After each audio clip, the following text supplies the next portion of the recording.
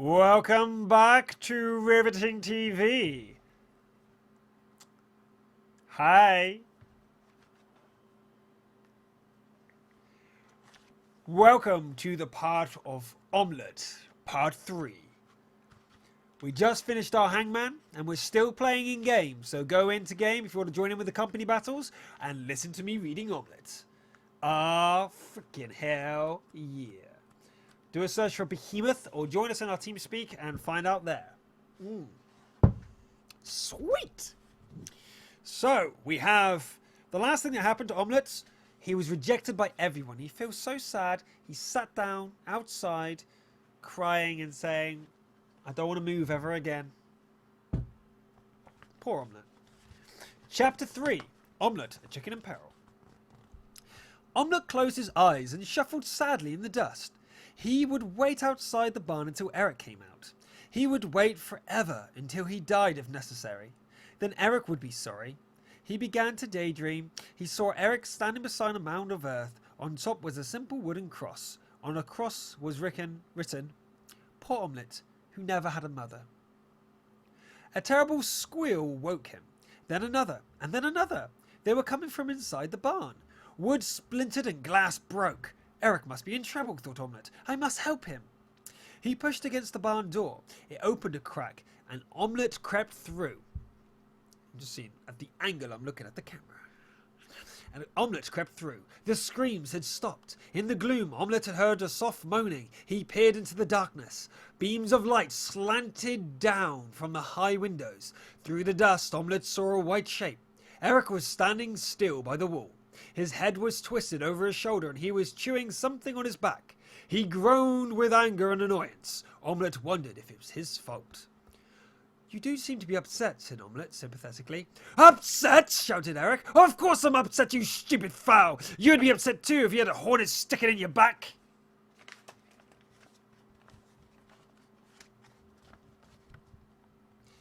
And he twisted his head round and began chewing once more. Just stay still for a moment, said Omelette, and I'll see if I can get it out. Beaks are very useful for that sort of thing. He fluttered down to the goat's back. There, protruding from the white goat's hair beside the bumpy ridge of his spine, was the hornet's sting. It looked like a particularly long thorn. Omelette grasped it with his beak. If this hurts, you'll be for it, said Eric.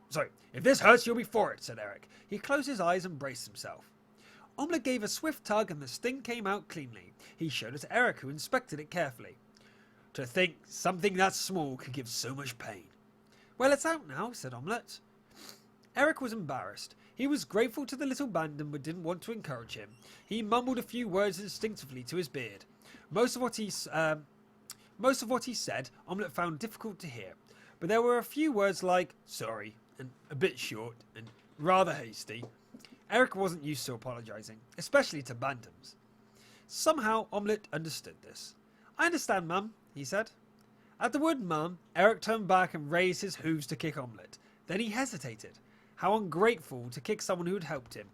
Omelette was cowering behind a piece of broken mirror.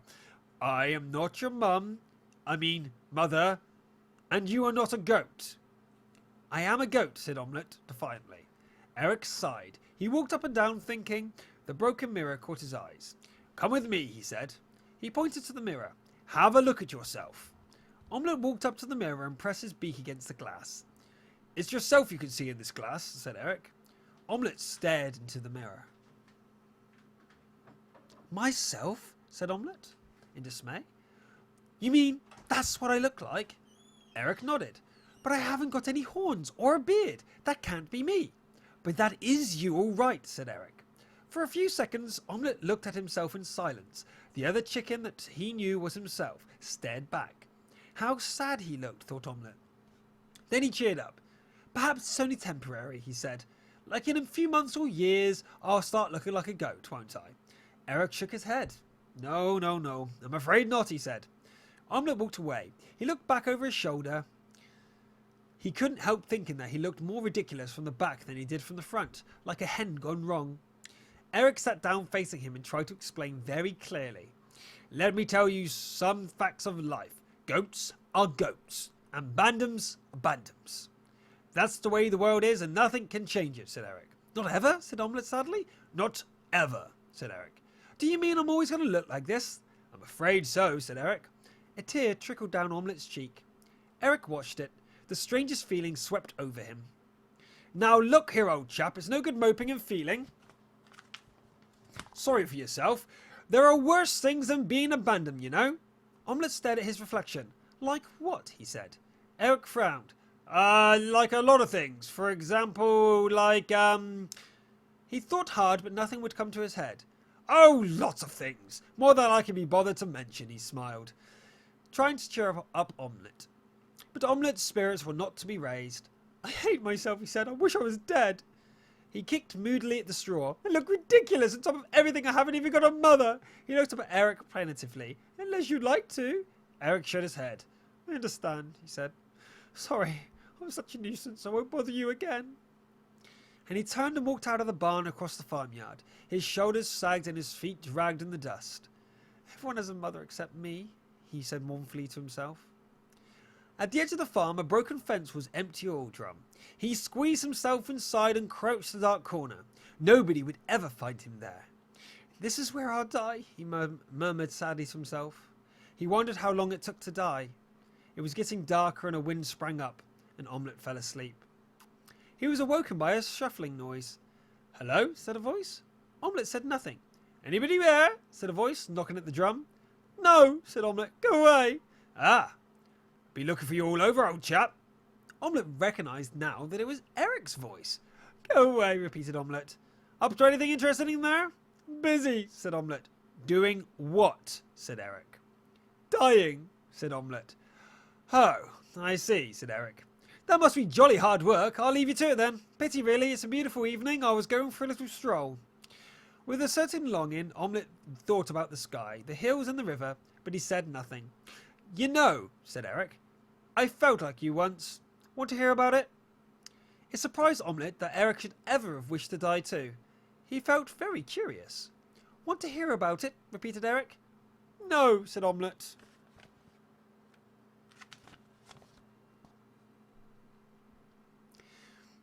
You could die afterwards. Just a little stroll. Then we'll come back and you can carry on with your dying. Omelette hesitated.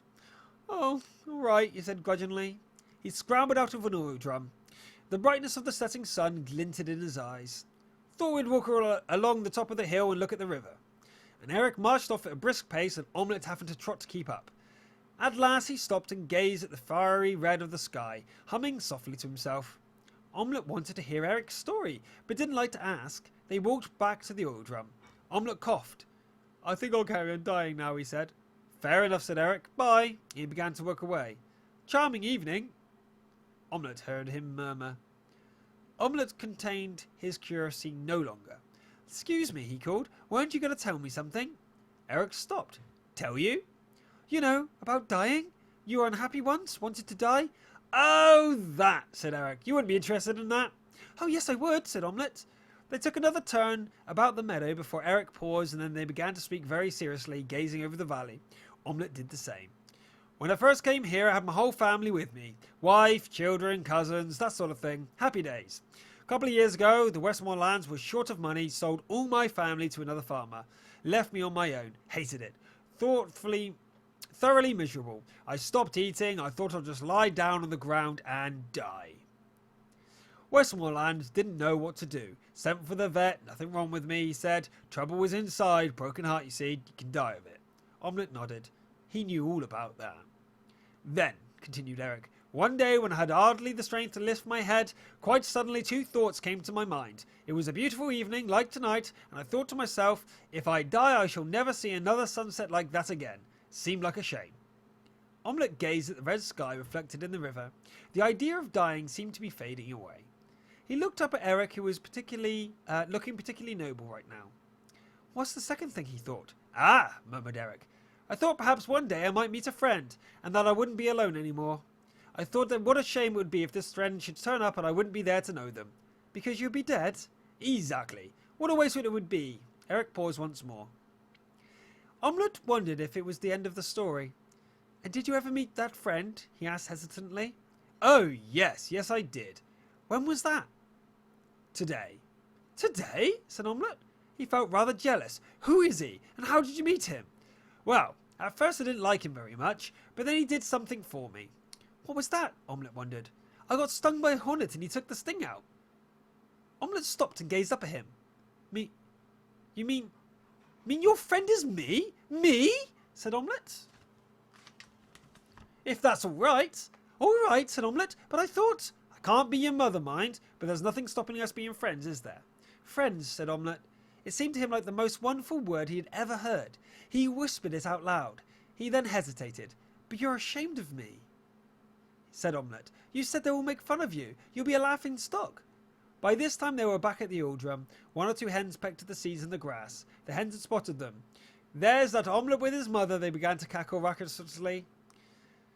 Ashamed of you, said Eric. Not a bit of it. He nodded at the hens. Think we've got time for a little charge before you die, Eric? Asked Eric. Omelette nodded. Then hop on board, said Eric.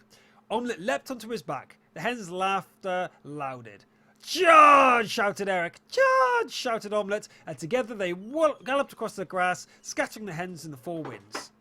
Well, I suppose I better leave you to get on with your dying now, said Eric. Dying? Well, I thought I'll leave that for a bit. Eric nodded. He walked past the farmhouse with Omelette still on his back. The farmer and his wife were sitting on the slate porch. Just look at that, said Mrs. Westmoreland. Our Omelette hitching a ride, like a bareback rider in the circus. Her husband rubbed his eyes in amazement. It's all the milk you give him. Reckon you spoilt him something rotten. I'd always said he'd be above himself.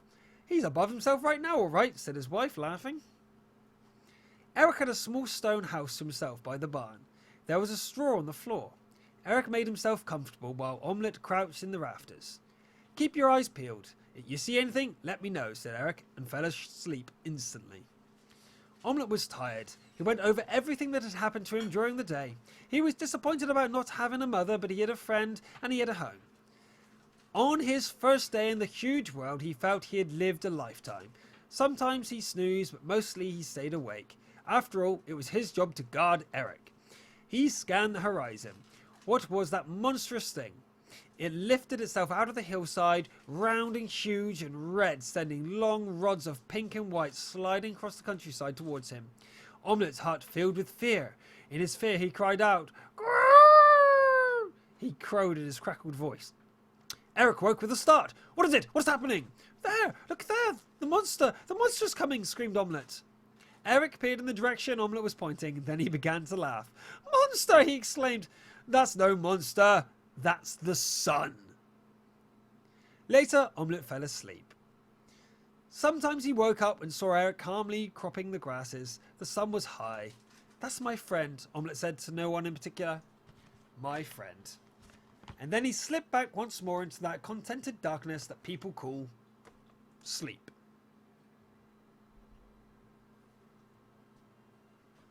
That was nice, wasn't it? Who is enjoying that?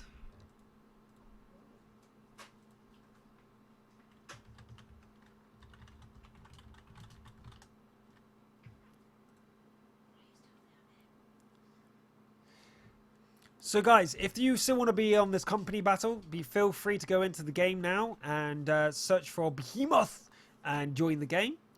And yeah, if you can join our TeamSpeak, that's great too.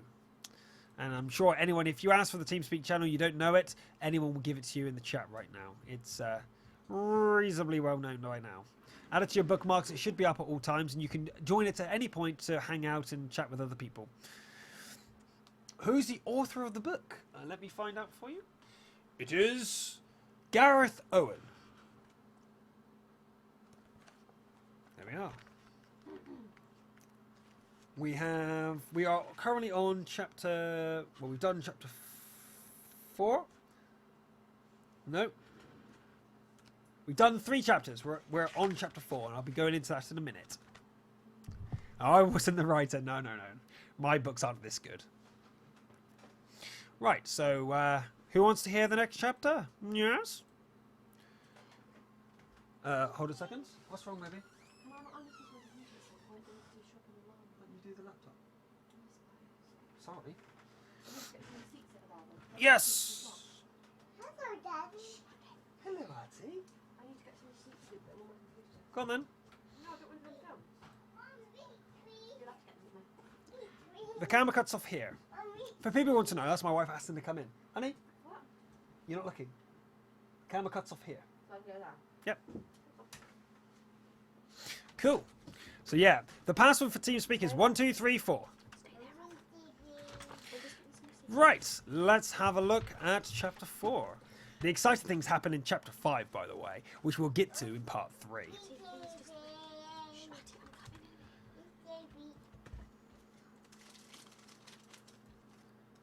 Oh. Here we go.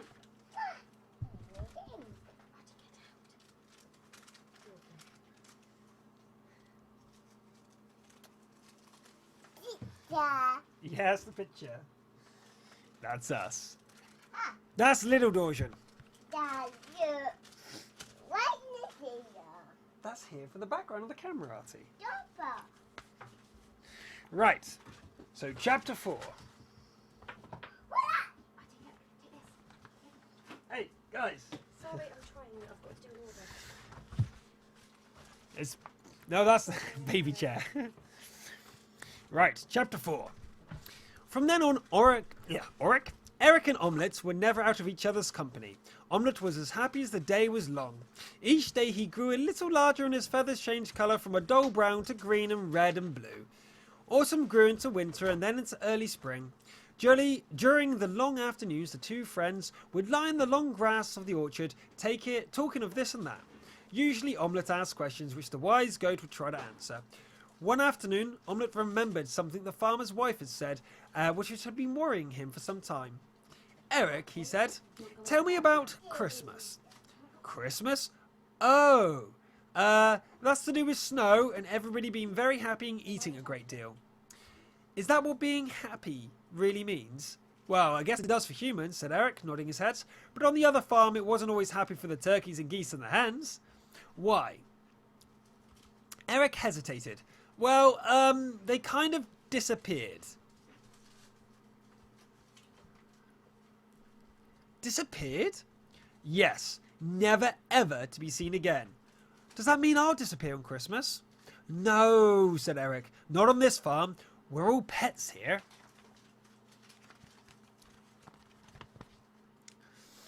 He's got a lot of t-shirts, not just one. Yes, said Omelette, I like it here. How would I know when Christmas is near? So that I can hide, just to be on the safe side. Eric laughed. You know all right. It will get cold and sometimes there'll be snow. Snow, said Omelette. White bits come out of the sky, explained Eric, and everybody gets excited. Except for the hens and ducks and geese, said Omelette. Ah, yes, except for them, said Eric. After that, Omelette kept an anxious eye on the sky. At the first sign of anything white falling out of it, he would run for his oil drum and hide until it was all over.